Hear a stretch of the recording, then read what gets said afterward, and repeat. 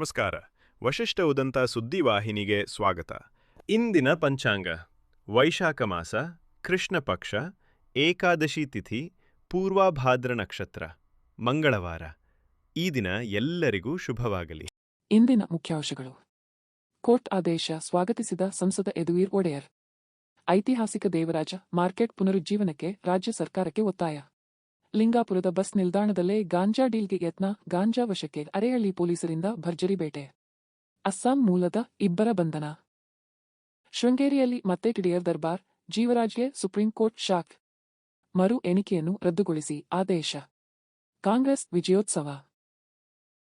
ಈಗ ಮೈಸೂರಿನ ಪ್ರಮುಖ ಸುದ್ದಿಗಳು. ನಂಜನಗೂಡಿನ ನಗರದ ಹೃದಯ ಭಾಗದಲ್ಲಿರುವ ತಾಯಿ ಮತ್ತು ಮಕ್ಕಳ ಆಸ್ಪತ್ರೆಯಲ್ಲಿ ನೀರಿನ ಸಮಸ್ಯೆ ತೀವ್ರವಾಗಿ ಕಾಣಿಸಿಕೊಂಡಿದ್ದು, ಗರ್ಭಿಣಿಯರು ಮತ್ತು ಬಾಣಂತಿಯರು ಪರದಾಡುವ ಸ್ಥಿತಿ ನಿರ್ಮಾಣವಾಗಿದೆ. ಮುಂಜಾನೆಯಿಂದಲೇ ಆಸ್ಪತ್ರೆಯಲ್ಲಿ ನೀರು ಸರಬರಾಜು ಸ್ಥಗಿತಗೊಂಡ ಹಿನ್ನೆಲೆ ಶೌಚಾಲಯ ಬಳಸಲು ಮಹಿಳೆಯರು ಹೊರಗಿನಿಂದ ಬಾಟಲಿಗಳು ಹಾಗೂ ನೀರಿನ ಕ್ಯಾನ್ಗಳಲ್ಲಿ ನೀರು ತಂದುಕೊಂಡು ಹೋಗುವ ದುಸ್ಥಿತಿ ಎದುರಾಯಿತು. ದಿನವೂ ನೂರಾರು ಸಂಖ್ಯೆಯಲ್ಲಿ ಗರ್ಭಿಣಿಯರು ಮತ್ತು ಬಾಣಂತಿಯರು ದಾಖಲಾಗುವ ಆಸ್ಪತ್ರೆಯಲ್ಲಿ ಮೂಲಭೂತ ಸೌಲಭ್ಯವೇ ಇಲ್ಲದಿರುವುದು ಸಾರ್ವಜನಿಕರ ಆಕ್ರೋಶಕ್ಕೆ ಕಾರಣವಾಗಿದೆ. ಈ ಬಗ್ಗೆ ಡಿಎಸ್ಎಸ್ ಮುಖಂಡ ಮೆಲ್ಲಹಳ್ಳಿ ನಾರಾಯಣ್ ಮಾತನಾಡಿ, ಆಸ್ಪತ್ರೆಗೆ ಆಕಸ್ಮಿಕ ಭೇಟಿ ನೀಡಿದ ವೇಳೆ ಮಹಿಳೆಯರು ನೀರಿಗಾಗಿ ಪರದಾಡುತ್ತಿರುವ ದೃಶ್ಯ ಕಂಡುಬಂದಿದೆ. ತಕ್ಷಣ ಸಂಬಂಧಪಟ್ಟ ಅಧಿಕಾರಿಗಳು ಸಮಸ್ಯೆ ಪರಿಹರಿಸಿ ಅಗತ್ಯ ಸೌಲಭ್ಯ ಒದಗಿಸಬೇಕು ಎಂದು ಆಗ್ರಹಿಸಿದರು. ಇಲ್ಲಿ ಬಂದು ನೋಡಿದ್ರೆ ಹೊರಗಡೆಯಿಂದ ಜನ ಬಾಟ್ಲಲ್ಲಿ ನೀರು ತಗೊಂಡು ಹೋಗ್ತಾ ಇದ್ದಾರೆ ಶೌಚಾಲಯಕ್ಕೆ. ನಾನು ಯಾಕೆ ಹಿಂಗೆ ತಗೊಂಡು ಹೋಗ್ತಾ ಇದ್ದೀರಿ ಅಂದರೆ, ಬೆಳಿಗ್ಗೆಯಿಂದ ಶೌಚಾಲಯಕ್ಕೆ ನೀರು ಬರ್ತಾ ಇಲ್ಲ ಅಂತ. ಆಮೇಲೆ ಇಲ್ಲಿ ಸಿಬ್ಬಂದಿಗಳು ಕೇಳಿದ್ರೆ ನಮಗೆ ಗೊತ್ತಿಲ್ಲ ಅಂತ ಹೇಳ್ತಾ ಇದ್ದಾರೆ. ಡಾಕ್ಟ್ರು ಸಹ ಬೆಳಿಗ್ಗೆಯಿಂದ ನಾನು ಇಲ್ಲೇ ಇದ್ದೀನಿ, ನನಗೂ ಅದ್ರ ಬಗ್ಗೆ ನನಗೆ ಗೊತ್ತಾಗಿಲ್ಲ, ಯಾರೂ ಹೇಳಿಲ್ಲ ಅಂತ. ಆಮೇಲೆ ಈಗೆಲ್ಲ ಮಾತಾಡಿ ಎಲ್ಲ ನೋಡಿದ್ಮೇಲೆ ಈಗ ಟ್ಯಾಂಕ್ ಕೆಟ್ಟೋಗಿದ್ದು ಸರ್ ಮಾಡ್ತಾ ಇದ್ದಾರೆ. ಈ ಥರದ ಒಂದು ಉತ್ತರಗಳನ್ನ ಕೊಡೋದಿದೆಯಲ್ಲ, ಇದು ನಿಜವಾಗ್ಲೂ ಆಡಳಿತಕ್ಕೆ ಇಡ್ತಕ್ಕಂಥ ಒಂದು ಕನ್ನಡಿ ಅಂತ ನಾವು ಹೇಳ್ಬೇಕಾಗ್ತದೆ. ಮೊನ್ನೆ ಶಾಸಕರು 2 ದಿನಕ್ಕೊಮ್ಮೆ 3 ದಿನಕ್ಕೊಮ್ಮೆ ಆಸ್ಪತ್ರೆಗೆ ವಿಸಿಟ್ ಭೇಟಿ ಕೊಟ್ಟು ಈ ಅವ್ಯವಸ್ಥೆನ ಸರಿ ಮಾಡಬೇಕು ಅಂತ ಭಾಳ ಪ್ರಾಮಾಣಿಕವಾಗಿ ಪ್ರಯತ್ನ ಮಾಡ್ತಾ ಇದ್ದಾರೆ. ಮೊನ್ನೆ ಮೀಟಿಂಗ್ ಮಾಡಿದ್ದಾರೆ. ಆ ಮೀಟಿಂಗ್ ಮಾಡಿದಾಗ ಜನರಲ್ ಹಾಸ್ಪಿಟ್ಲ್ ಮತ್ತು ಇಲ್ಲಿ ವಾಟರ್ ಕ್ಯಾನ್ಗಳು ಟ್ಯಾಂಕ್ ತುಂಬಿ ಮಡಗವ್ರ. ನಾವು ಪರವಾಗಿಲ್ಲ ಏನೋ ಸುಧಾರಿಸಿದೆ ಅಂತ ಮತ್ತೆ ಮಾರಣೆ ಬಂದು ನೋಡಿದ್ರೆ ಎಲ್ಲ ಖಾಲಿಯಾಗಿವೆ ಕ್ಯಾನ್ಗಳು. ಹಾಗೆ ಖಾಲಿ ಕ್ಯಾನ್ ಇಟ್ಟಿದ್ದಾರೆ. ಅಂದರೆ ಶಾಸಕರು ವಿಸಿಟ್ ಮಾಡ್ತಾ ಇದ್ದಾರೆ ಅನ್ನೋ ಸಂದರ್ಭಕ್ಕೆ ಮಾತ್ರ ಸ್ವಚ್ಛತೆ ಕಾಪಾಡ್ತಾರೆ, ಮತ್ತು ಸೌಲಭ್ಯಗಳು ಏನು ಬೇಕೋ ಅದೆಲ್ಲ ಇರ್ತದೆ. ಮತ್ತು ಅವ್ರು ಇಲ್ಲದೇ ಇದ್ದಾಗ ಯಥಾಸ್ಥಿತಿ ಮುಂದುವರಿತಾ ಇದೆ. ಈ ಯಾರು ಇಲ್ಲಿ ಇದು ಮುಖ್ಯಸ್ಥರಿದ್ದಾರೆ, ಯಾಕೆ ಈ ಥರ ಒಂದು ಅವ್ಯವಸ್ಥೆಯನ್ನು ಕೊಡ್ತದೆ. ಹಾಗಾಗಿ ಆ ಮುಖ್ಯಸ್ಥರ ಮೇಲೆ ನೇರ ಕ್ರಮ ಆಗಬೇಕು. ಯಾರನ್ನಾದರೂ ಸಸ್ಪೆಂಡ್ ಮಾಡಿದ್ರೆ ಅವರು ಆ ಆಡಳಿತ ವ್ಯವಸ್ಥೆಯನ್ನು ಸುಧಾರಿಸ್ತಾರೆ. ಮೈಸೂರಿನ ಐತಿಹಾಸಿಕ ದೇವರಾಜ ಮಾರುಕಟ್ಟೆಗೆ ಸಂಸದ ಯದುವೀರ್ ಕೃಷ್ಣದತ್ತ ಚಾಮರಾಜ ಒಡೆಯರ್ ಭೇಟಿ ನೀಡಿ ಪರಿಶೀಲನೆ ನಡೆಸಿದರು. ಈ ವೇಳೆ ದೇವರಾಜ ಮಾರುಕಟ್ಟೆ ಸಂಘದ ಪದಾಧಿಕಾರಿಗಳು ಅವರನ್ನು ಸನ್ಮಾನಿಸಿದರು. ಬಳಿಕ ಮಾತನಾಡಿದ ಅವರು, ದೇವರಾಜ ಮಾರುಕಟ್ಟೆ ಪುನರುಜ್ಜೀವನಕ್ಕೆ ಸುಪ್ರೀಂ ಕೋರ್ಟ್ ನೀಡಿರುವ ಸೂಚನೆ ಸ್ವಾಗತಾರ್ಹವಾಗಿದ್ದು, ಸರ್ಕಾರ ಇದಕ್ಕೆ ಸಕಾರಾತ್ಮಕವಾಗಿ ಸ್ಪಂದಿಸಬೇಕು ಎಂದರು. ನ್ಯಾಯಾಲಯದ ವಿಚಾರವನ್ನು ಮುಂದುವರೆಸಿ ವ್ಯಾಪಾರಿಗಳಿಗೆ ತೊಂದರೆ ಕೊಡಬಾರದು ಎಂದು ಆಗ್ರಹಿಸಿದರು. ದೇವರಾಜ ಮಾರುಕಟ್ಟೆ ಹಾಗೂ ಲ್ಯಾನ್ಸ್ಡೌನ್ ಕಟ್ಟಡದ ನವೀಕರಣಕ್ಕಾಗಿ ಸರ್ಕಾರ ಮೀಸಲಿಟ್ಟಿರುವ ಹಣವನ್ನು ಪುನರುಜ್ಜೀವನ ಕಾರ್ಯಕ್ಕೆ ಬಳಸಬೇಕು ಎಂದು ಮುಖ್ಯಮಂತ್ರಿಗೆ ಪತ್ರ ಬರೆದಿರುವುದಾಗಿ ತಿಳಿಸಿದರು. 2005ರಿಂದ ಸರ್ಕಾರ ಹಾಗೂ ವ್ಯಾಪಾರಿಗಳ ನಡುವೆ ಹೋರಾಟ ನಡೆಯುತ್ತಿದ್ದು, ಅಂದೇ ಪುನರುಜ್ಜೀವನ ಮಾಡಿದ್ದರೆ ಕಟ್ಟಡ ಶಿಥಿಲವಾಗುತ್ತಿರಲಿಲ್ಲ ಎಂದ ಅವರು, ಆಧುನಿಕ ಸೌಲಭ್ಯಗಳೊಂದಿಗೆ ಮಾರುಕಟ್ಟೆಯನ್ನು ಅಭಿವೃದ್ಧಿಪಡಿಸಬೇಕು ಎಂದು ಒತ್ತಾಯಿಸಿದರು. ಮೈಸೂರಿನ ಐತಿಹಾಸಿಕ ಹಾಗೂ ಪ್ರಸಿದ್ಧ ಮಾರ್ಕೆಟ್ ಆದಂಥ ದೇವರಾಜ ಮಾರ್ಕೆಟ್ಗೆ ಇಲ್ಲಿ ಸ್ಥಳೀಯ ಒಂದು ವ್ಯಾಪಾರಸ್ಥರ ಒಂದು ಆಹ್ವಾನ ಮೇರೆಗೆ ಬಂದಿರತಕ್ಕಂಥದ್ದು. ತಮ್ಮೆಲ್ಲರಿಗೂ ತಿಳಿದಿರೋ ಹಾಗೆ 2-3 ದಿನ ಹಿಂದೆ ನಮ್ಮ ಉಚ್ಚ ನ್ಯಾಯಾಲಯದಿಂದ ಒಂದು ಒಳ್ಳೆ ತೀರ್ಪನ್ನು ಬಂದಿರತಕ್ಕಂಥದ್ದು. ಅಂದರೆ ಇದು ಕೆಡವಿ ಪುನರ್ನಿರ್ಮಾಣ ಮಾಡಬಾರ್ದು, ಈ ಕಟ್ಟಡದ ಒಂದು ರೆಸ್ಟೋರೇಷನ್ ಮಾಡಬೇಕು, ರೆನೋವೇಷನ್ ಮಾಡಬೇಕು ಅಂತ ತೀರ್ಪು ಬಂದಿರತಕ್ಕಂಥದ್ದು. ನಾವೆಲ್ಲರೂ ಸ್ವಾಗತ ಮಾಡ್ತೀವಿ. ಇದು ಭಾಳಷ್ಟು ಅಂದರೆ ಸುಮಾರು ನಾನು ಅರಮನೆಗೆ ಬರೋಕ್ಕೆ ಮುಂಚೆಯಿಂದನೂ ಈ ಒಂದು ಹೋರಾಟ ಸ್ಥಳೀಯರು ಎಲ್ಲರೂ ನಡೆಸ್ಕೊಂಡು ಬಂದಿರತಕ್ಕಂಥದ್ದು, ಎಲ್ಲರಿಗೂ ತಿಳಿದಿರ್ತಕ್ಕಂಥ ಸಂಗತಿ. ನಮಗೂ ಕೂಡ ಅದರಲ್ಲಿ ಕೈ ಜೋಡಿಸುವಂಥದ್ದು ಅವಕಾಶ ಕೊಟ್ಟಿದ್ದರು. ಜೊತೆಗೆ ಅಂದರೆ ಇವತ್ತು ಸಂಪೂರ್ಣವಾಗಿ ಅವರ ಒಂದು ಪರಿಶ್ರಮದಿಂದ ದಿನನಿತ್ಯ ಹೋರಾಟ ಮಾಡುವಂಥದ್ದು ಮೂಲಕ ಈ ತೀರ್ಪನ್ನು ಬಂದಿರತಕ್ಕಂಥದ್ದು. ಸರ್ಕಾರನೂ ಕೂಡ ಸೂಕ್ತವಾದಂಥ ರೀತಿ, ಸಕಾರಾತ್ಮಕವಾದಂಥ ರೀತಿಯಲ್ಲಿ ಇದಕ್ಕೆ ಪ್ರತಿಕ್ರಿಯೆ ಕೊಡಬೇಕು ಅಂತ ನಮ್ಮ ಆಗ್ರಹ. ಯಾಕಂದರೆ ಇವತ್ತು ಅವರು ಕೋರ್ಟ್ ಫೀಸು, ಜನರ ತೆರಿಗೆ ಬಳಸಿ ತಿರ್ಗಾ ಇದನ್ನ ಮುಂದುವರಿದು ಮತ್ತೊಮ್ಮೆ ಇಂಥ ಒಂದು ಆರ್ಡರ್ ತಗೊಂಡು ಅವ್ರಿಗೆ ಒಂದು ರೀತಿ ಅದು ಹಿನ್ನಡೆ ಆಗಬಾರ್ದು. ನಮಗೂ ಕೂಡ ಅವ್ರಿಗೂ ಅನುಕೂಲ ಆಗಬೇಕು, ನಮಗೂ ಅನುಕೂಲ ಆಗಬೇಕು ಅಂತ ದೃಷ್ಟಿಯಲ್ಲಿ ಇವತ್ತು ಮುಂದುವರಿಯೋಣ. ಇವತ್ತು ಆರ್ಡರ್ ಬಂದಿದೆ, ಅದರ ಮೇರೆಗೆ ಇವತ್ತು ಅದನ್ನು ಪುನರುಜ್ಜೀವನಗೊಳಿಸುವಂಥದ್ದು ಕೆಲಸ ಸರ್ಕಾರ ಮಾಡಲಿ ಅಂತ ನಾವು ಆಗ್ರಹಿಸ್ತೀವಿ. ಇವತ್ತು ಸರ್ಕಾರ ಇದಕ್ಕೆ ಒಂದು ಪ್ರೇರಣೆ ತಗೊಂಡು ಈ ಒಂದು ತೀರ್ಪಿಂದ ಈ ಮಾರ್ಕೆಟ್ ರೆಸ್ಟೋರೇಷನ್ ಮಾಡೋ ಮೂಲಕ ಅದೆಲ್ಲನೂ ಕೂಡ ಅವರು ರಿಸ್ಟೋರ್ ಮಾಡಬಹುದು. ಯಾಕಂದ್ರೆ ಒಂದೇ ಜಾಗದಲ್ಲಿ ಬಂದು ತಮ್ಮ ಮಾರ್ಕೆಟಿನ ಏನು ಚಟುವಟಿಕೆಗಳು ಮಾಡೋದು ಸೂಕ್ತ ಅಲ್ಲ. ಇವತ್ತು ಮೈಸೂರು ನಗರ ಬೆಳೀತಾ ಇದೆ, ಬೇರೆ ಬೇರೆ ಜಾಗದಲ್ಲೂ ಮಾರ್ಕೆಟ್ ಅನ್ನು ಸೃಷ್ಟಿ ಮಾಡಬೇಕಾಗಿದೆ. ಹೌದು, ಇದು ಯಾವಾಗಲೂ ಸಹ ಕೇಂದ್ರ ಇರುತ್ತೆ, ವಾಣಿ ವಿಲಾಸ್ ಮಾರ್ಕೆಟ್ ಇತ್ಯಾದಿ. ಆದ್ರೆ ಇವತ್ತು ಬೇರೆ ಬೇರೆ ಜಾಗದಲ್ಲಿ ಮಾರ್ಕೆಟ್ ಮಾಡಿ ಅದೆಲ್ಲಾನು ಕೂಡ ವ್ಯವಸ್ಥೆ ಮಾಡ್ಕೊಡ್ಬೇಕಾಗಿರ್ತಕ್ಕಂಥದ್ದು ಅತಿ ಅವಶ್ಯ. ಅದು ಆ ಗ್ರೇಟರ್ ಮೈಸೂರು ಯೋಜನೆಯಲ್ಲಿ ಇದೆಯೋ ಇಲ್ವೋ ನಂಗೆ ಅರಿವು ಇಲ್ಲ, ಆದ್ರೆ ಅದನ್ನು ಕೂಡ ಅಳವಡಿಸುವಂಥದ್ದು ಕೆಲಸ ಮಾಡಲಿ ಅವರು. ಒಂದ್ ಕಡೆ ಲ್ಯಾಂಡ್ಸ್ಟೋನ್ ಬಿಲ್ಡಿಂಗ್ ಕೂಡ ರಿನೋವೇಷನ್ ಮಾಡಲಿಕ್ಕೆ ಅದನ್ನ ಅವರು ಇದಕ್ಕೆ ಸೇರಿಲ್ಲ ಅವರು ತೀರ್ಪಲ್ಲಿ. ಆದ್ರೆ ಇದರಿಂದ ಪ್ರೇರಣೆ ತಗೊಂಡು ಇದು ಮಾಡಿದ್ರೆ ಒಳ್ಳೇದು. ಯಾಕಂದ್ರೆ ಅಂತಿಮದಲ್ಲಿ ಸುಪ್ರೀಂ ಕೋರ್ಟ್ ಇಂದ ತೀರ್ಪು ಬರೋದು ಅದೇ ರೀತಿ. ಇದು ಅವರು ಸುಮ್ಮನೆ ಜನರು ತೆರಿಗೆ ಹಣವನ್ನು ಒಂದು ರೀತಿ ಬಳಸಿ ಇದು ಮುಂದುವರಿಸಿ ಅವರು ಮುಂದುವರಿತಾನೆ ಇರ್ತದೆ, ಕಟ್ಟಡ ಬಿದೋಗುತ್ತೆ. ಆವಾಗ ಅವರು ಬಂದು ಇಲ್ಲ ನೋಡಿ ನಾವು ಹೇಳಿದಕ್ಕೆ ಮಾಡ್ತಾರೆ ಅಂತ. 2005 ಇಂದನೂ ಇದೇ ರೀತಿ ನಡೀತಾ ಇದೆ. ಅದೇ ಟೈಮ್ಗೂ ಕೂಡ ಲ್ಯಾಂಡ್ಸ್ ಡೌನ್ ಕೂಡ ನಡೀತಾ ಇರುವಂತ. ಮೈಸೂರಿನಲ್ಲಿ ಇರ್ತಕ್ಕಂಥ ಪಾರಂಪರಿಕ ಕಟ್ಟಡಗಳನ್ನ ಉಳಿಸಬೇಕು ಅನ್ನೋ ನಿಟ್ಟಿನಲ್ಲಿ ನಿಮ್ಮ ಒಂದು ಆಗ್ರಹ? ಇಲ್ಲ, ಅದು ನಾನು ಇದು MP ಆಗೋಕ್ಕೆ ಮುಂಚೆನೂ ಕೂಡ ಈ ಹೋರಾಟದಲ್ಲಿ ತೊಡಗಿಸಿದ್ದೀನಿ. ಇದು ಅದರಲ್ಲಿ ಯಾವುದೇ ರೀತಿಯ ಒಂದು ಅನುಮಾನ ಬೇಡ. ಇದರಲ್ಲಿ ನನ್ನ ಸಂಪೂರ್ಣವಾಗಿ ನನ್ನ ಬೆಂಬಲ ಇದೆ. ನಾವು ಪಾರಂಪರಿಕತೆ ಉಳಿಸಬೇಕಾಗಿದೆ, ನಗರದ ಅಭಿವೃದ್ಧಿನೂ ಕೂಡ ಮಾಡಬೇಕಾಗಿದೆ. ಇದಕ್ಕೆ ಇಡೀ ವಿಶ್ವದಲ್ಲಿ, ನಮ್ಮ ವಿಶ್ವದಲ್ಲ ರಾಷ್ಟ್ರದಲ್ಲೇ ಭಾಳಷ್ಟು ಉದಾಹರಣೆಗಳಿದೆ. ಚಂಡೀಗಢ ಇರ್ಬೋದು, ಅಮೃತ್ಸರ್ ಇರ್ಬೋದು, ಗೋಲ್ಡನ್ ಟೆಂಪಲ್ ಭಾಗದಲ್ಲೂ ಕೂಡ ಒಂದು ರೆಸ್ಟೋರೇಷನ್ ಮಾಡಿದ್ದಾರೆ. ಇದೆಲ್ಲನೂ ನಮಗೆ ಒಳ್ಳೆ ತಂತ್ರಜ್ಞಾನ ಇದೆ ಮಾಡೋದಕ್ಕೆ, ಎಲ್ಲ ರೀತಿಯ ಒಂದು ಎಕ್ಸ್ಪರ್ಟೀಸು ಕೂಡ ಇದೆ. ಈ 2005 ಇಲ್ಲಿ ಹೆಲ್ಪರ್ಸರ್ ಇದ್ದಾರೆ, ಅವರ ಅಭಿಪ್ರಾಯ ಇದನ್ನ ರೆನೋವೇಷನ್ ಮಾಡಬೇಕು ಅಂತ. ಆವತ್ತೇ ಸ್ಪಂದಿಸಿ ನೀವು ಮಾಡಿದರೆ ನಾವು ಯಾರು ಹೋರಾಟ ಮಾಡೋ ಅವಶ್ಯಕತೆನೇ ಇದೆ. 2005 ಇಂದ ಇವತ್ತು 2026 ವರೆಗೆ ಸತತವಾಗಿ ನೀವು ಇದನ್ನ ನಾನು ಡೆಮಾಲಿಷ್ ಮಾಡೇ ಪುನರ್ನಿರ್ಮಾಣ ಮಾಡ್ತೀನಿ ಅಂತ ಇವತ್ತು ಎಲ್ಲರೂ ಮುಂದುವರಿತಾ ಇರುವಂಥದ್ದು. ಎಲ್ಲ ಅಂದರೆ ಭಾಳಷ್ಟು ಜನ ಇದಕ್ಕೆ ಒಂದು ಶಾಮೀಲಾಗಿದ್ದಾರೆ. ಸೊ ಅದು ಆವಾಗಲೇ ಇವರು ಸ್ಪಂದಿಸಿ ಮಾಡಿದಿದ್ರೆ ಇವತ್ತು ಈ ಮಟ್ಟಕ್ಕೆ ಬರ್ತಾ ಇರಲಿಲ್ಲ. ಇವತ್ತು ಇದು ದೊಡ್ಡ ಹೋರಾಟ ಆಗಿ ಇವತ್ತು ಎಲ್ಲ ಸ್ಥಳೀಯರು ಭಾಳಷ್ಟು ಸಂಕಷ್ಟದಲ್ಲಿದ್ದಾರೆ. ಸಂಕಷ್ಟದಿಂದ ಇದಕ್ಕೆ ಈ ಒಂದು ಮಟ್ಟಕ್ಕೆ ಬಂದಿದ್ದಾರೆ. ಸೊ ಅದಕ್ಕಾಗಿ ಇನ್ನು ಬಗೆಹರಿಸುವಂಥದ್ದು ಇವತ್ತು ಒಳ್ಳೆ ಅವಕಾಶ ಇದೆ. ನ್ಯಾಯಾಂಗನೂ ಕೂಡ ಅದಕ್ಕೆ ಪೂರಕವಾದಂಥ ಒಂದು ತೀರ್ಪನ್ನು ಕೊಟ್ಟಿದೆ. ಒಂದು ಕುಸಿದಿದೆ ಕಟ್ಟಡ, ಅದು ಎಲ್ಲರಿಗೂ ಗೊತ್ತಿದೆ ಯಾವ ರೀತಿ ನಡೆದಿದ್ದು ಅಂತ. ರಾತ್ರಿ ಬೆಳಗ್ಗೆ ಡ್ರಿಲ್ ತೊಗೊಂಡು ಬಂದು ಹೊಡೆದು ಅದನ್ನ ಕೆಡವಿರ್ತಕ್ಕಂಥದ್ದು ಎಲ್ಲರಿಗೂ ಗೊತ್ತಿದೆ. ವಿಡಿಯೋಗಳು ಇವತ್ತುವರೆಗೂ ಮಾರ್ಕೆಟ್ನವ್ರ ಹತ್ರ ಇದೆ. ಅದು ಏನು ಡ್ರಿಲ್ ಇಲ್ಲ. ಅದಾದ ನಂತರ ಏನೇನು ಮಳೆಗಳು ಬಂತು, ಆ ಎಲ್ಲ ಕೊಡಗುವಲ್ಲಿ ಪ್ರವಾಹನೂ ಕೂಡ ಆಗಿತ್ತು. ಅಂಥ ಮಳೆಗಳು ಬಂದಾಗ ಯಾವುದೇ ಒಂದು ಇದು ಕಟ್ಟಡ ಶಿಥಿಲ ಇದ್ರೂ ಸಹ ಯಾವುದೇ ರೀತಿ ಒಂದು ಹಾನಿ ಆಗಿಲ್ಲ. ಅಂಥ ಒಂದು ಬಲಿಷ್ಠವಾದಂಥ ಕಟ್ಟಡ. ಬರೀ ಅದನ್ನ ಇನ್ನು ಶಾಶ್ವತವಾಗಿ ಉಳಿಬೇಕಂದ್ರೆ ಒಂದು ರೆಸ್ಟೋರೇಷನ್ ಅನ್ನು ನಡಿಬೇಕಾಗಿದೆ. ಆಧುನಿಕ ಕಾಲದ ಸೌಲಭ್ಯಗಳು ಕೂಡ ಒದಗಿಸಬೇಕಂದ್ರೆ ಆ ಒಂದು ರೆಸ್ಟೋರೇಷನ್ ಪ್ರಕ್ರಿಯೆಯಲ್ಲೇ ಮಾಡ್ಬೋದು. ಅದರಲ್ಲಿ ಯಾವುದೇ ರೀತಿಯ ಒಂದು ಸಮಸ್ಯೆ ಆಗದೇ ಇದ್ದಂಗೆ ಇವತ್ತು ರೆಸ್ಟೋರೇಷನ್ ಮಾಡ್ಬೋದು.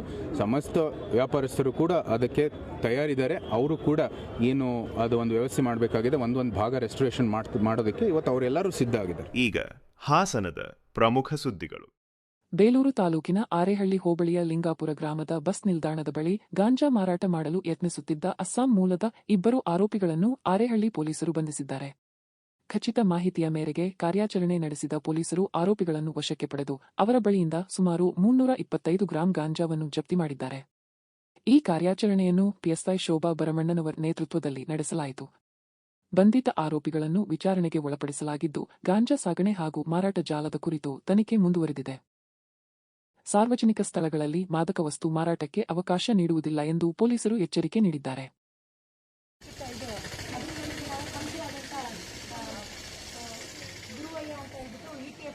ಗೌರ್ಮೆಂಟ್ ಅಧಿಕಾರಿ ಮತ್ತು ಪ್ರದೀಪ್ ಸರ್ ಅಂತ ಹೇಳ್ಬಿಟ್ಟು ಅರೇಹಳ್ಳಿ ತಾಲೂಕು ಉಪ ತಹಶೀಲ್ದಾರ್ರವರು ಕೂಡ ನಮಗೆ ತನಿಖೆಗೆ ಸಹಕರಿಸ್ತೀವಿ ಪಂಚರಾಗಿ ಅಂತ ಹೇಳಿದ್ರು. ಇವರು ಮುಖೇನ ನಾವು ಸ್ಥಳಕ್ಕೆ ಬಂದು ಆರೋಪಿಗಳಾದಂತಹ ತಮ್ಮ ಹೆಸರು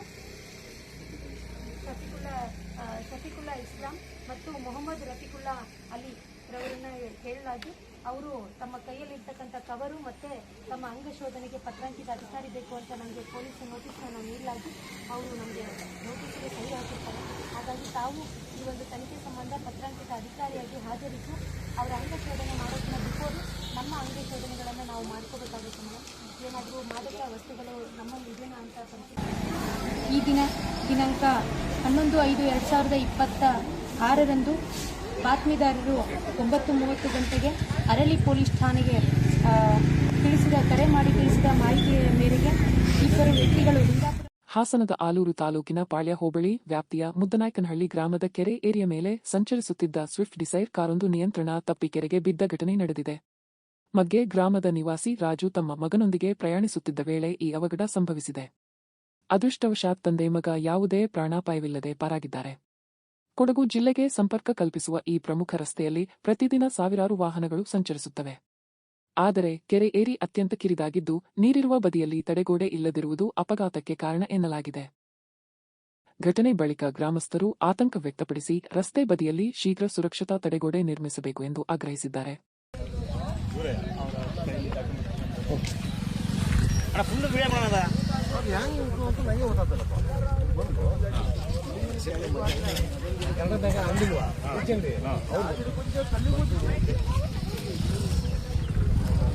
ಈಗ ಚಿಕ್ಕಮಗಳೂರಿನ ಪ್ರಮುಖ ಸುದ್ದಿಗಳು.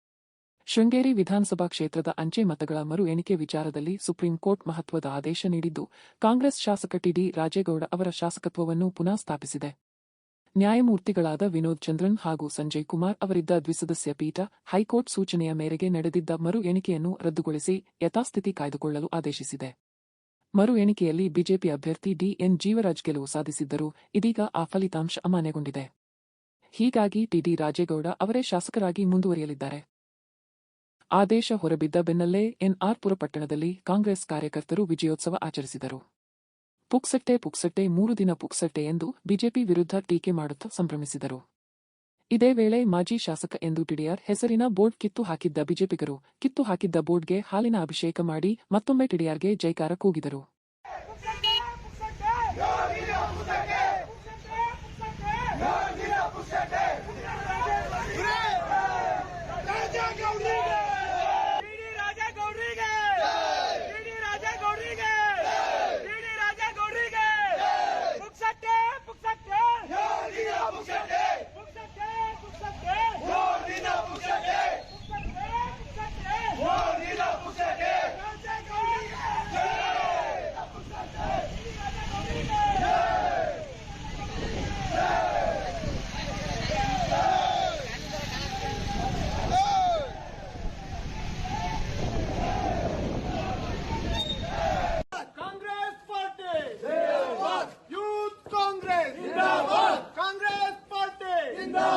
ಶೃಂಗೇರಿ ಕ್ಷೇತ್ರಕ್ಕೆ ಮತ್ತೊಮ್ಮೆ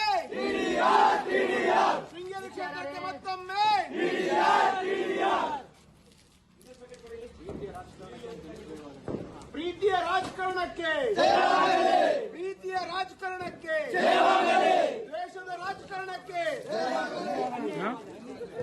ದೇಶದ ರಾಜಕಾರಣಕ್ಕೆ ಏನು ಮೊನ್ನೆ ದಿನ ಈ ಬೋರ್ಡ್ ನ ಕಿತ್ತು ಬಿಜೆಪಿಯವರು ಈ ಆಫೀಸ್ ಬಳಿ ದಾಂಧಲೆ ಮಾಡಿ ಈ ಬೋರ್ಡ್ ನ ಕಿತ್ತು ಅವಮಾನ ಮಾಡಿ ಒಂದು ದೊಡ್ಡ ರೀತಿಯಲ್ಲಿ ಒಂದು ಇಡೀ ಕ್ಷೇತ್ರಕ್ಕೆ ಅಪಪ್ರಚಾರ ಮಾಡೋ ರೀತಿ ಮಾಡಿದ್ರು. ಈ ಬೋರ್ಡ್ ಅನ್ನು ಕೆಳಕ್ಕೆ ಹಾಕಿ ನೆಲಕ್ಕೆ ತುಳಿದಿದ್ರು, ಅವಮಾನ ಮಾಡಿದ್ರು. ಅದು ಬರೀ ರಾಜೇಗೌಡರಿಗೆ ಅಥವಾ ಕಾಂಗ್ರೆಸ್ ಪಕ್ಷಕ್ಕೆ ಮಾಡಿದ ಅವಮಾನ ಅಲ್ಲ, ಇಡೀ ಕ್ಷೇತ್ರಕ್ಕೆ ಮಾಡಿದ ಅವಮಾನ. ಇವತ್ತು ಮತ್ತೊಮ್ಮೆ ಸತ್ಯಕ್ಕೆ ಜಯ ಎಂಬಂತೆ ಮತ್ತೆ ಗೆದ್ದು ಬಂದಿದ್ದಾರೆ ರಾಜೇಗೌಡರು. ಅದಕ್ಕೆ ನಾವೆಲ್ಲ ಯೂತ್ ಕಾಂಗ್ರೆಸ್ನವರು ಸೇರಿ, ಎಲ್ಲರೂ ಕಾಂಗ್ರೆಸ್ ಪಕ್ಷದವರು ಸೇರಿ ಹಾಲಿನ ಅಭಿಷೇಕ ಮಾಡೋ ಮೂಲಕ ಈ ಶೃಂಗೇರಿ ಕ್ಷೇತ್ರದಲ್ಲಿ 5 ವರ್ಷ ಮುಂದೇನೂ 5 ವರ್ಷ ಬೋರ್ಡ್ ಚೇಂಜ್ ಮಾಡಕ್ ಸಾಧ್ಯನೇ ಇಲ್ಲ. ಅದು ರಾಜೇಗೌಡರೇ ಶಾಸಕರಾಗಿರ್ತಾರೆ. ನಮ್ಮೆಲ್ಲರಿಗೂ ಮತ್ತೆ ಅವರೇ ಶಾಸಕರು.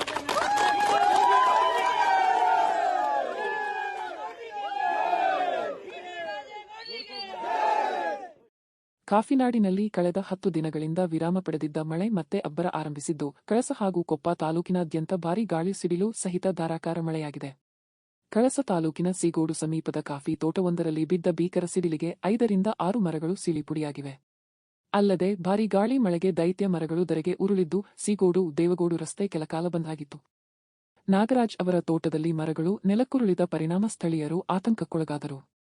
ಮಲೆನಾಡಿನಾದ್ಯಂತ ಮೋಡ ಕವಿದ ವಾತಾವರಣ ಮುಂದುವರಿದಿದ್ದು, ಕೃಷಿಕರು ಮಳೆಗಾಲದ ಸಿದ್ಧತೆಯಲ್ಲಿ ತೊಡಗಿದ್ದಾರೆ. ಸಿಡಿಲಿನ ಆರ್ಭಟಕ್ಕೆ ಮಲೆನಾಡಿನ ಜನರು ಬೆಚ್ಚಿಬಿದ್ದಿದ್ದು, ಮುನ್ನೆಚ್ಚರಿಕೆ ವಹಿಸುವಂತೆ ಹವಾಮಾನ ಇಲಾಖೆ ಸೂಚಿಸಿದೆ. ಈಗ ರಾಜ್ಯ ಮತ್ತು ರಾಷ್ಟ್ರೀಯ ಸುದ್ದಿಗಳು. ಮೋದಿ ತೆರಳುವ ಮಾರ್ಗದಲ್ಲಿ ಜಿಲೆಟಿನ್ ಕಡ್ಡಿ ಪತ್ತೆ. ಪ್ರಧಾನಿ ನರೇಂದ್ರ ಮೋದಿ ಅವರ ಬೆಂಗಳೂರು ಭೇಟಿಯ ವೇಳೆ ಭದ್ರತಾ ಲೋಪದ ಆರೋಪ ಕೇಳಿಬಂದಿದ್ದು, ಬಿಜೆಪಿ ನಾಯಕ ಬಿ. ಶ್ರೀರಾಮುಲು ರಾಜ್ಯ ಸರ್ಕಾರದ ವಿರುದ್ಧ ತೀವ್ರ ವಾಗ್ದಾಳಿ ನಡೆಸಿದ್ದಾರೆ. ಪ್ರಧಾನಿ ಸಂಚರಿಸಬೇಕಿದ್ದ ಮಾರ್ಗದ ಬಳಿ ಜಿಲೆಟಿನ್ ಕಡ್ಡಿಗಳು ಹಾಗೂ ವೈರ್ಗಳು ಪತ್ತೆಯಾಗಿರುವುದು ಗಂಭೀರ ವಿಷಯವಾಗಿದ್ದು, ಇದನ್ನು ಎನ್ಐಎ ತನಿಖೆಗೆ ಒಪ್ಪಿಸಬೇಕು ಎಂದು ಒತ್ತಾಯಿಸಿದರು. ಇದೇ ವೇಳೆ ಪ್ರಧಾನಿ ಭೇಟಿಯ ಸಂದರ್ಭದಲ್ಲೇ ಸುಮಾರು 100 ಪೊಲೀಸ್ ಇನ್ಸ್ಪೆಕ್ಟರ್ಗಳ ವರ್ಗಾವಣೆ ಮಾಡಿರುವ ಸರ್ಕಾರದ ಕ್ರಮ ಪ್ರಶ್ನಿಸಿದ ಅವರು, ಪ್ರಧಾನಿಗಳ ಭದ್ರತೆ ವಿಚಾರದಲ್ಲಿ ರಾಜ್ಯ ಸರ್ಕಾರ ನಿರ್ಲಕ್ಷ್ಯ ವಹಿಸಿದೆ ಎಂದು ಆರೋಪಿಸಿದರು. ಕಾಂಗ್ರೆಸ್ ಸರ್ಕಾರಕ್ಕೆ ಪ್ರಧಾನಿಗಳ ಭದ್ರತೆ ಬಗ್ಗೆ ಕಾಳಜಿ ಇಲ್ಲ ಎಂದು ಟೀಕಿಸಿದ ಶ್ರೀರಾಮುಲು, ವಿಶ್ವಮಟ್ಟದಲ್ಲಿ ಭಾರತಕ್ಕೆ ಗೌರವ ತಂದಿರುವ ಮೋದಿ ಅವರ ವಿರುದ್ಧ ಕಾಂಗ್ರೆಸ್ ಅಸಹನೆ ತೋರುತ್ತಿದೆ ಎಂದರು. ಡಿಕೆ ಶಿವಕುಮಾರ್ ಅವರ ಕೋವಿಡ್ ಕುರಿತ ಹೇಳಿಕೆಯನ್ನು ಉಲ್ಲೇಖಿಸಿ ಕಾಂಗ್ರೆಸ್ ನಾಯಕರ ವಿರುದ್ಧವೂ ಟೀಕಾಪ್ರಹಾರ ನಡೆಸಿದರು. ಹೆಚ್ಚಿನ ಮಾಹಿತಿ ರಾಷ್ಟ್ರೀಯ ತನಿಖಾ ದಳದ ಅಧಿಕಾರಿಗಳು ಸ್ಥಳಕ್ಕೆ ಭೇಟಿ ನೀಡಿ ಪರಿಶೀಲನೆ. ಕನಕಪುರ ರಸ್ತೆಯಲ್ಲಿರುವ ಆರ್ಟ್ ಆಫ್ ಲಿವಿಂಗ್ ಫೌಂಡೇಶನ್ ಸಮೀಪ ಬಾಂಬ್ ಬಿಡುವುದಾಗಿ ಕರೆ ಮಾಡಿ ಬೆದರಿಕೆ, ಓರ್ವ ಆರೋಪಿ ಬಂಧನ. ಕರ್ನಾಟಕಕ್ಕೆ ಬೆಂಗಳೂರಿಗೆ ನಿನ್ನೆ ಬಂದಂತ ಪ್ರಧಾನಮಂತ್ರಿಗಳ ಸಮಯದಲ್ಲಿ ಹತ್ತತ್ರ 100 ಮಂದಿನ ಇನ್ಸ್ಪೆಕ್ಟರ್ಗಳನ್ನು 100 ಮಂದಿ ಇನ್ಸ್ಪೆಕ್ಟರ್ಗಳನ್ನು ವರ್ಗಾವಣೆ ಮಾಡಿದಂತ ಕೆಲಸ ಈ ಸರ್ಕಾರ ಮಾಡ್ತಿದೆ. ನಾನು ಕೇಳ್ತೇನೆ, ಅವ್ರು ಯಾಕೆ ಅಷ್ಟು ಅರ್ಜೆಂಟ್ ಆಗಿ ಅಷ್ಟು ತುರ್ತಾಗಿ ಅವ್ರನ್ನ ವರ್ಗಾವಣೆ ಮಾಡಲಿಕ್ಕೆ ಅವ್ರು ಏನು ಯಾಕಂದ್ರೆ ಇವತ್ತು ಪ್ರಧಾನಮಂತ್ರಿಗಳು ಬರಂತ ಹಾದಿಯಲ್ಲಿ ಜಿಲ್ಟನ್ ಸಿಕ್ಕಿದಾವ, ವೈರ್ಗಳು ಸಿಕ್ಕಿದಾವ. ಅವ್ರು ಏನನ್ನು ಹೆಚ್ಚುಗಡೆ ಮಾಡಿದ್ರೆ ಯಾರು ಹೊಣೆ, ಯಾರು ರೆಸ್ಪಾನ್ಸಿಬಿಲಿಟಿ? ಯಾಕೆ ಪ್ರಧಾನಮಂತ್ರಿಗಳ ಮೇಲೆ ಏನು ಪಂಚರಾಜ್ಯಗಳು ಚುನಾವಣೆ ಗೆದ್ದಾರಂತೇಳಿ ಪ್ರಧಾನಮಂತ್ರಿಗಳ ಮೇಲೆ ಕೋಪನ? ಈ ಕಾಂಗ್ರೆಸ್ ಸರ್ಕಾರ ಇವತ್ತು ಪ್ರಧಾನಮಂತ್ರಿಗಳ ಬಗ್ಗೆ ಕಾಳಜಿ ಇಲ್ಲ, ಪ್ರಧಾನಮಂತ್ರಿಗಳ ಬಗ್ಗೆ ಗೌರವ ಇಲ್ಲ. ಪ್ರಧಾನಮಂತ್ರಿಗಳು ಕರ್ನಾಟಕಕ್ಕೆ ಬರ್ತಾ ಇದಾರ, ಬೆಂಗಳೂರು ಬರ್ತಾ ಇದಾರೆ ಅಂದ್ರೆ ಈಗ ಅವರು ಯಾವ ರೀತಿಯಲ್ಲಿ ರಕ್ಷಣೆ ಮಾಡಬೇಕು ಅನ್ನಂತ ವಿಚಾರದಲ್ಲಿ ಕೂಡ ಕಾಳಜಿ ಇಲ್ಲ. ಅದಕ್ಕೋಸ್ಕರವಾಗಿ ಏನು ಅವ್ರು ಬರಂತ ಹಾದಿಯಲ್ಲಿ ಏನು ಜಿಲ್ಟನ್ ಸ್ಟಿಕ್ಸ್ ಸಿಕ್ಕಿದಾವ, ವೈರಸ್ ಸಿಕ್ಕಿದಾವ, ಏನ್ ಸಿಕ್ಕಿದಾವ, ಆದಷ್ಟು ಶೀಘ್ರದಲ್ಲೇ NIA ತನಿಖೆಗೆ ಅದನ್ನ ಒಪ್ಪಿಸಬೇಕು ಅಂತೇಳಿ ನಾನು ಒತ್ತಾಯವನ್ನು ಕೂಡ ಮಾಡ್ತೀನಿ. ಅಲ್ರಿ ಅವರು ನೋಡ್ರಿ, ಕಾಂಗ್ರೆಸ್ ಅವರಿಗೆ ಸ್ವಲ್ಪ ಬುದ್ಧಿ ಕಡಿಮೆ. ಅಲ್ಲ, ನಾನೇನ್ ಹೇಳ್ತಾ ಇದ್ದೀನಿ ನೋಡ್ರಿ, ಅಲ್ಲ ನಿನ್ನೆ ಶಿವಕುಮಾರ್ ಅವ್ರು ಏನ್ ಹೇಳಿಕೆಯನ್ನು ಕೊಡ್ತಿದ್ರು, ಅವ್ರು ಹೇಳಿದಂತ ಟೈಮಲ್ಲಿ ಗಂಟೆ ಹೊಡೆದಿವಿ. ಕೋವಿಡ್ ಬಂದಂತ ಟೈಮಲ್ಲಿ, ಕೊರೋನಾ ಬಂದಂತ ಟೈಮಲ್ಲಿ ಅವ್ರು ಹೇಳಿದಂತ ಟೈಮಲ್ಲಿ ದೀಪ ಹಚ್ಚಂದ್ರೆ ದೀಪ ಹಚ್ಚಿವಿ, ಇನ್ನೊಂದು ಮಾಡಂದ್ರೆ ಇನ್ನೊಂದು ಮಾಡಿದ್ವಿ. ಆ ಕೊರೋನಾ ಏನನ್ನು ಕಡಿಮೆ ಆಯ್ತಾ ಅಂತೇಳಿ ಅವ್ರು ಕೇಳ್ತಾ ಇದ್ರು. ಅಂದ್ರೆ ಜನರಲ್ಲಿ ಯಾವತ್ತು ಜಾಗೃತಿ ಅನ್ನೋದು ಬರುತ್ತೆ. ನಾವು ಇವತ್ತಿನ ಪರಿಸ್ಥಿತಿಯಲ್ಲಿ ದೇಶದಲ್ಲಿ ಒಂದು ಒಳ್ಳೆ ವಾತಾವರಣ ಅಂದ್ರೆ ವಿಶ್ವದ ಪ್ರಧಾನಮಂತ್ರಿಗಳಂತ ನರೇಂದ್ರ ಮೋದಿಜಿಯವರು ಕೇವಲ ಭಾರತ ದೇಶದ ಪ್ರಧಾನಮಂತ್ರಿಗಳು, ಇಡೀ ವಿಶ್ವದಲ್ಲಿ ಎಲ್ಲರೂ ಕೂಡ ಭಾರತ ಅಂದ ತಕ್ಷಣ ಗೌರವ ಸಿಗ್ತಾ ಇದೆ. ನಮ್ಮ ದೇಶಕ್ಕೆ ಎಷ್ಟೋ ವರ್ಷಗಳ ನಂತರ ಇಂಡಿಪೆಂಡೆನ್ಸ್ ಬಂದ ನಂತರ ಇತ್ತೀಚೆಗೆ ನಮ್ಮ ಪ್ರಧಾನಮಂತ್ರಿಗಳು ದೇಶ ಅನ್ನಂತ ಗೌರವ ಬಂದಂತ ಟೈಮಲ್ಲಿ ಅಲ್ಲಿದ್ದಂತ ಇರಾಕ್ ಅನ್ನಂತ ಇರಾನು ಮತ್ತು ಅಮೆರಿಕ ಜೊತೆಲಿ ಇಸ್ರೇಲ್ ಅನ್ನಂತ ಕಂಟ್ರಿಗಳು ಯುದ್ಧಗಳು ಆಗ್ತಾ ಇದ್ರು ಕೂಡ ನಮ್ಗೆ ಅಷ್ಟೋ ನಮ್ಮ ಬಗ್ಗೆ ಗೌರವ ಇರೋ ಕಾರಣ ಅವರು ನಮಗೆ ಅಷ್ಟೋ ಯಾವ ರೀತಿಯಲ್ಲಿ ತೊಂದರೆ ಆಗ್ಲಾರ್ದಂತೆ ಡೀಸೆಲ್, ಪೆಟ್ರೋಲು, ಗ್ಯಾಸು ಬೇರೆ ಎಲ್ಲ ಕೂಡ ಆಗ್ತಾ ಇದಾವೆ. ಕೊಪ್ಪಳ ಜಿಲ್ಲೆಯ ಅಂಜನಾದ್ರಿ ಬೆಟ್ಟದ ಶ್ರೀ ಆಂಜನೇಯ ಸ್ವಾಮಿಗೆ ದಾನವಾಗಿ ನೀಡಲಾದ 2.50 ಕೋಟಿ ಮೌಲ್ಯದ ಬಂಗಾರದ ಆಭರಣಗಳ ಅಸಲಿತನದ ಬಗ್ಗೆ ಸಂಶಯ ವ್ಯಕ್ತವಾಗಿದ್ದು, ಜಿಲ್ಲಾಧಿಕಾರಿ ಸುರೇಶ್ ಇಟ್ನಾಳ್ ಮರುಪರಿಶೀಲನೆಗೆ ಸೂಚಿಸಿದ್ದಾರೆ. ಎಂಆರ್ ಕಂಪನಿಯ ಹೈದರಾಬಾದ್ ಮೂಲದ ಉದ್ಯಮಿ ಎ ಮಹೇಶ್ ರೆಡ್ಡಿ ಅವರು ಶಾಸಕ ಗಾಲಿ ಜನಾರ್ದನ ರೆಡ್ಡಿ ಜೊತೆ ಅಂಜನಾದ್ರಿ ಬೆಟ್ಟಕ್ಕೆ ಭೇಟಿ ನೀಡಿ ಬಂಗಾರದ ಪ್ರಭಾವಳಿ, ಕಿರೀಟ ಹಾಗೂ ಗದೆಯನ್ನು ಸಮರ್ಪಿಸಿದರು. ಆದರೆ ಸ್ಥಳೀಯ ತಪಾಸಣೆ ವರದಿ ಮತ್ತು ದಾನಿಗಳ ಹೇಳಿಕೆಯಲ್ಲಿ ವ್ಯತ್ಯಾಸ ಕಂಡುಬಂದ ಹಿನ್ನೆಲೆಯಲ್ಲಿ ಆಭರಣಗಳ ಗುಣಮಟ್ಟದ ಕುರಿತು ಅನುಮಾನ ಮೂಡಿದೆ. ಈ ಹಿನ್ನೆಲೆ ತಜ್ಞರ ತಂಡದ ಮೂಲಕ ಆಧುನಿಕ ತಂತ್ರಜ್ಞಾನ ಬಳಸಿ ಮರುಪರೀಕ್ಷೆ ನಡೆಸಲು ಜಿಲ್ಲಾಡಳಿತ ಮುಂದಾಗಿದೆ. ಖಚಿತ ವರದಿ ಬಂದ ಬಳಿಕವೇ ಆಭರಣಗಳನ್ನು ಖಜಾನೆಗೆ ಒಪ್ಪಿಸಲಾಗುವುದು ಎಂದು ಜಿಲ್ಲಾಧಿಕಾರಿ ತಿಳಿಸಿದ್ದಾರೆ. ಪುನರ್ ಪರಿಶೀಲನೆ ಮಾಡಿ ಏನೇನು ಅವರು ಬಿಲ್ ಸಬ್ಮಿಟ್ ಮಾಡಿರ್ತಕ್ಕಂಥದ್ದು ತಾವೇನು ಕೇಳಿದ್ದೀರಿ? ಅಲ್ಲ, ಅವರು ಟೆಂಪಲ್ ಅಡ್ಮಿನಿಸ್ಟ್ರೇಷನ್ಗೆ ರಿಸಿಟ್ಸು, ಇನ್ವಾಯ್ಸು ಎಲ್ಲ ಕೊಟ್ಟಿದ್ದಾರೆ, ನಿನ್ನೆ ಈವ್ನಿಂಗ್ ಕೊಟ್ಟಿದ್ದಾರೆ. ಅದನ್ನು ನಾವು ಪರಿಶೀಲನೆ ಮಾಡ್ತಾ ಇದ್ದೀವಿ. ಅವರು ಖರೀದಿ ಮಾಡಕ್ಕೆ ಅವರು ಗ್ರಾಮ ಕೊಟ್ಟಿದ್ದೀವಿ ಅಂತ ಅವ್ರದ್ದು ಅದನ್ನೇ ಅವ್ರು ಕೊಟ್ಟಿರೋದನ್ನು ಪರಿಶೀಲನೆ ಮಾಡ್ತೀವಿ. ಈಗ ನಾನು ಹೇಳಕ್ಕೆ ಬರೋಲ್ಲ, ನಾನಾಗಲಿ ನೀವಾಗಲಿ ಇದ್ರಾಗ ಏನಿದೆ ಹೆಂಗಿದೆ ಅಂತ ನಮ್ಗೇನು ಗೊತ್ತಾಗುತ್ತೆ? ಆಗುತ್ತೆ, ಕನ್ಫರ್ಮ್ ಆಗೋವರೆಗೂ ಆಗುತ್ತೆ. ಯಾರು ಅಥೆಂಟಿಕ್ ಅದಾರೋ ಅವ್ರ ಕಡೆ ಮಾಡಬೇಕಾಗುತ್ತೆ. ಅವರು ಇದೆ ಅಂತ ಹೇಳಿದ್ದಾರೆ. ಈಗ ಯಾವ್ದಾರ ಒಂದು ಎತ್ತಿಗೆ ಎಮ್ಮಿಗೆ ಜ್ವರ ಬಂದ್ರೆ ವೆಟರ್ನರಿ ಡಾಕ್ಟರ್ ಹೇಳ್ಬೇಕು, ಅವ್ರು ಯಾರಾದ್ರೂ ಎಕ್ಸ್ಪರ್ಟ್ಸ್ ಹೇಳಬೇಕು. ಅವ್ರು ಫರ್ದರ್ ಬೇರೆ ಕಡೆ ಟೆಸ್ಟ್ ಮಾಡಿಸಿ ಅಂತ ಹೇಳಿ ಟೆಸ್ಟ್ ಮಾಡಿಸೋಣ ಬಿಡಿ, ಏನು ತಪ್ಪೇನಿಲ್ಲ. ಬಿಲ್ ಎಲ್ಲ ಕೊಟ್ಟಿದ್ದಾರೆ, ನಿನ್ನೆ ಕೊಟ್ಟಿದ್ದಾರೆ. ನಾನು ಪೂರ್ತಿ ನೋಡಿದೆ, ಹೇಳಕ್ ಬರಲ್ಲ. ನಿನ್ನೆ ಸಬ್ಮಿಟ್ ಮಾಡಿದ್ದಾರೆ, ನಮ್ಮ AC ಗೆಲ್ಲ ಸಬ್ಮಿಟ್ ಮಾಡಿದ್ದಾರೆ. ಬಿಲ್ ಎಲ್ಲ ಸಬ್ಮಿಟ್ ಮಾಡಿದ್ದಾರೆ. ಪ್ರಾವಿಷನ್ ಅಂತಲ್ರಿ, ಅವರು ಕೂಡ ಹೇಳ್ತಾ ಇದ್ರು, ನಾವು ಭಾಳ ರೆಪ್ಯೂಟೆಡ್ ಕಂಪ್ನಿಯವರು, ಇಂಥದ್ದು ಅಕ್ರಾಸ್ ಇಂಡಿಯಾ ನಾವು ಸಾಕಷ್ಟು ಡೊನೇಟ್ ಮಾಡಿದ್ದೀವಿ. ಸೊ ಅದರಲ್ಲಿ ಏನೋ ಮಿಸ್ಟೇಕ್ ಇದ್ದರೆ ವಿಲ್ ಹೋಲ್ಡ್ ದಟ್, ಯಾರು ಮಾಡಿಕೊಟ್ಟಿದ್ದಾನೆ ಅವ್ನು ರೆಸ್ಪಾನ್ಸಿಬಲ್ ಮಾಡ್ತೀವಿ ಅಂತ ಹೇಳಿದ್ದಾರೆ. ಆಮೇಲೆ ಇದು ಯಾರು ಚೆಕ್ ಮಾಡಿ ಕೊಟ್ಟಿದ್ದಾರೆ ಅದು ಟೆಕ್ನಿಕ್ ಏನೋ ತಪ್ಪಿದೆ ಅಂತ ಅವ್ರ ವಾದ.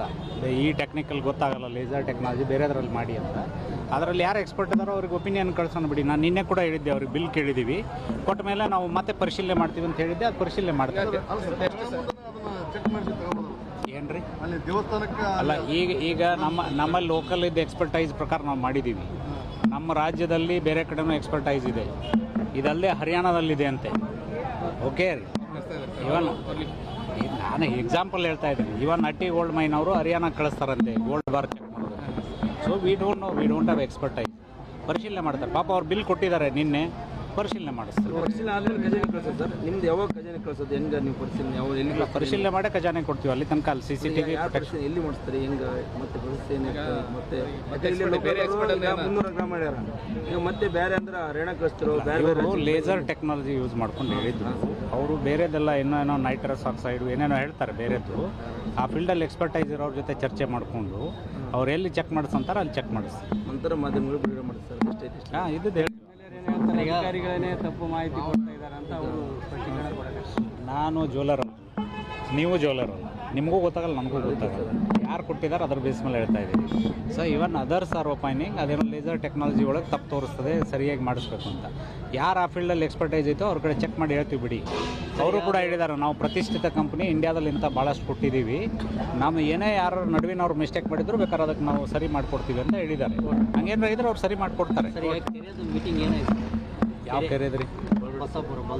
ಇಲ್ಲ, ಅದನ್ನು ಮತ್ತೊಮ್ಮೆ ಮುಖ್ಯಾಂಶಗಳು. ಕೋರ್ಟ್ ಆದೇಶ ಸ್ವಾಗತಿಸಿದ ಸಂಸದ ಯದುವೀರ್ ಒಡೆಯರ್. ಐತಿಹಾಸಿಕ ದೇವರಾಜ ಮಾರ್ಕೆಟ್ ಪುನರುಜ್ಜೀವನಕ್ಕೆ ರಾಜ್ಯ ಸರ್ಕಾರಕ್ಕೆ ಒತ್ತಾಯ. ಲಿಂಗಾಪುರದ ಬಸ್ ನಿಲ್ದಾಣದಲ್ಲೇ ಗಾಂಜಾ ಡೀಲ್ಗೆ ಯತ್ನ, ಗಾಂಜಾ ವಶಕ್ಕೆ ಅರೇಹಳ್ಳಿ ಪೊಲೀಸರಿಂದ ಭರ್ಜರಿ ಬೇಟೆ. ಅಸ್ಸಾಂ ಮೂಲದ ಇಬ್ಬರ ಬಂಧನ. ಶೃಂಗೇರಿಯಲ್ಲಿ ಮತ್ತೆ ಟಿಡಿಯರ್ ದರ್ಬಾರ್, ಜೀವರಾಜ್ಗೆ ಸುಪ್ರೀಂ ಕೋರ್ಟ್ ಶಾಕ್. ಮರು ಎಣಿಕೆಯನ್ನು ರದ್ದುಗೊಳಿಸಿ ಆದೇಶ. ಕಾಂಗ್ರೆಸ್ ವಿಜಯೋತ್ಸವ. ಇಲ್ಲಿಗೆ ಇಂದಿನ ವಾರ್ತಾ ಪ್ರಸಾರ ಮುಕ್ತಾಯವಾಯಿತು. ಧನ್ಯವಾದಗಳು. ಈ ದಿನ ಎಲ್ಲರಿಗೂ ಶುಭವಾಗಲಿ.